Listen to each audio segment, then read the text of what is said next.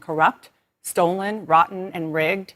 And there was no evidence of any of that presented in a court of law or anywhere else, that any of those things are true. So why do you keep saying that? Well, there's plenty of evidence. We had 740,000 ballots with no chain of custody. Those ballots shouldn't have been counted. We had election Where is the laws evidence of that? Dana, there's plenty of evidence. You can find it. I'm happy to send it to your team. The problem is the media won't cover it.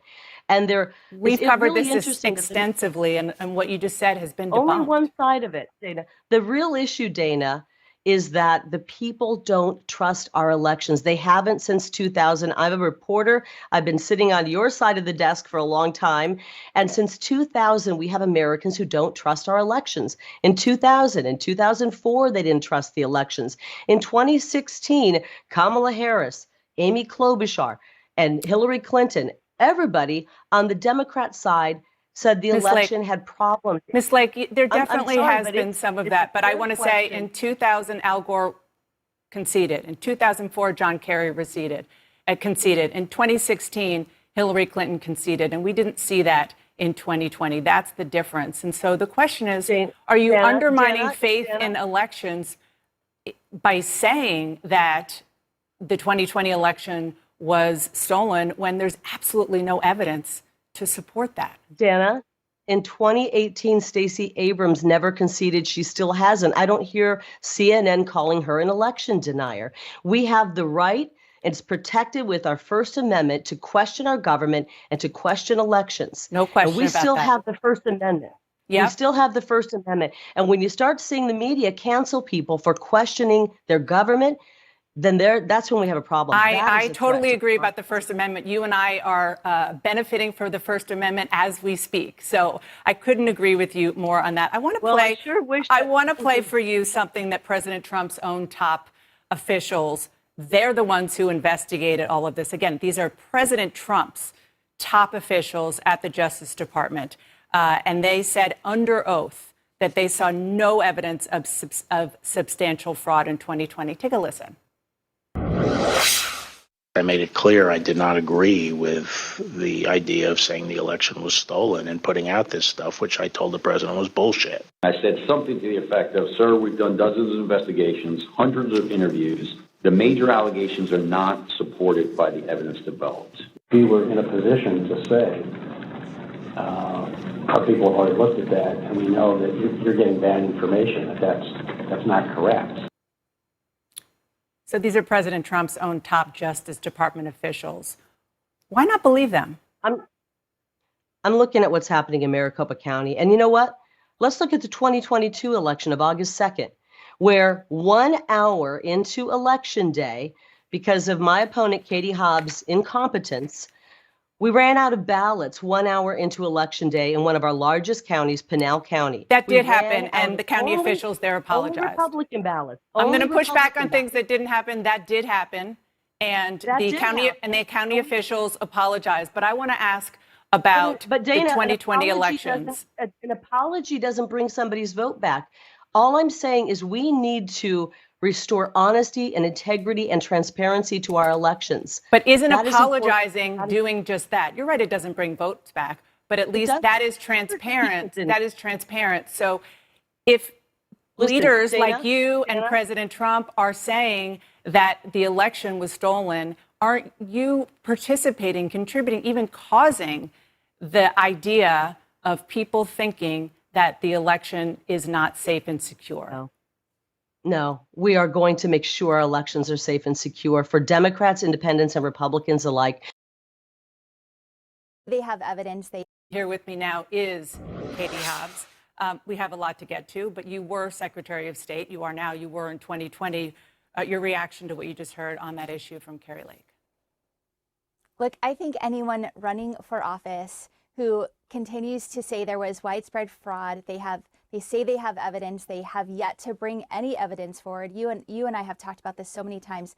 This is absolutely disqualifying. This is somebody who will have a level of authority over states' elections, the ability to sign new legislation into law, the responsibility of certifying future elections, and she has not only, as you heard, refused to say if she'll accept the results of this election, but also whether or not she would certify the 2024 presidential election if she's governor. This is disqualifying. This is a basic core of our democracy, and she has nothing else to run on. And so this is what she has centered her entire campaign around. Let's talk about the issue of abortion. You said last week that you support leaving the decision between a woman and her doctor and leaving politicians entirely out of it. So can you clarify, do you support any legal limits on abortion in Arizona? Look, the fact is right now that we are under an extreme 15-week ban that limits healthcare options for women who need them. There's the potential for a complete ban. Right now, that ban is in the courts, but under my opponent's administration, she would support a full ban. She's called this a great law. She doesn't support any exceptions for rape or incest. Look, when you're talking about late-term abortion, that is incredibly, extremely rare. And it's happening if that conversation is happening, it's because there's something that's gone incredibly wrong in the pregnancy, and politicians do not belong in that decision. But what do you support? What should the limits be? The decision about abortion should be between a patient and their doctor. So there should be no limits in the law? It should only be decided in the medical office? Government making these kind of mandates interferes with the care that doctors need to provide to their patients. They don't belong in these decisions. Okay. So just to be clear, if you become governor, you will push for a law that has absolutely no limits in any point of the pregnancy on abortion. That's your position. That's what you would want to be the law of the land in Arizona. The fact is right now that we have very limited options, and that we need to get politicians out of the way and let doctors provide the care that they are trained to provide, the health care that their patients need. Politicians don't belong in those decisions. You declined to participate in a PBS debate against Kari Lake. Here's what one columnist from the Arizona Republican wrote. Lori Roberts from the Arizona Republic, this is what she wrote. She wrote, if Katie Hobbs loses, remember October 12th, the day she ran away from confronting Kari Lake. Democrats in Arizona are known for snatching defeat from the jaws of victory, but Hobbs' refusal to debate her opponent on Wednesday represents a new level of political malpractice. Why won't you debate her? Look, Kari Lake has made it clear time and time again that she's not interested in having substantive, in-depth conversations about the issues that matter to Arizonans. She only wants a scenario where she can control the dialogue, and she's refused to sit down in a one-on-one lengthy conversation to really clarify with Arizonans where she is on the issues. She's the one who's afraid of talking to voters where she's at, and we are doing everything we can to make our case directly to the voters of Arizona. And I guarantee you that when Arizonans who are struggling, when they go to open their ballot, when they're thinking about the fact that they're not sure how they're going to put food on the table, they're rationing their insulin, or they're thinking about having to drive their niece or their sister or their daughter to California to get the health care that they need, they're not going to look at their ballot and say, she just damn came it, and sat Katie down. Hobbs didn't debate her opponent. She just came and sat down with me and answered my questions for a lot of minutes.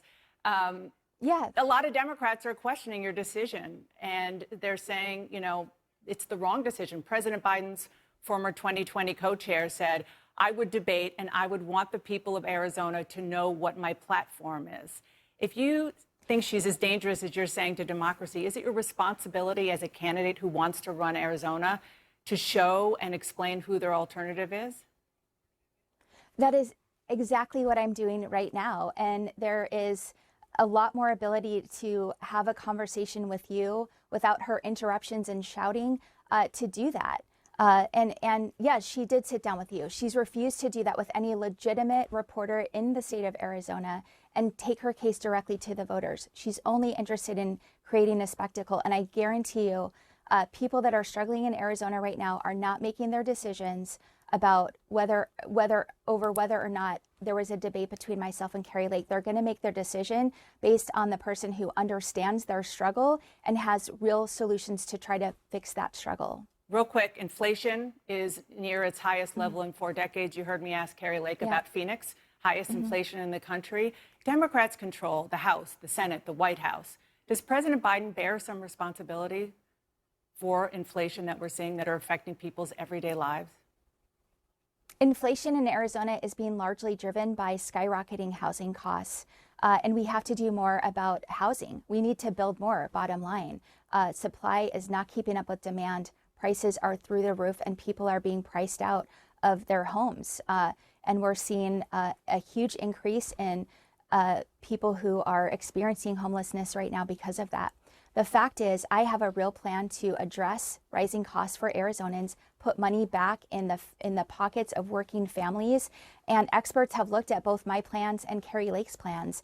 And my plan is the plan that will actually address inflation and put people back to work by providing additional childcare assistance and a tax credit for folks who pursue career and technical education. The same expert described Kari Lake's plan as putting jet fuel on the fire of inflation.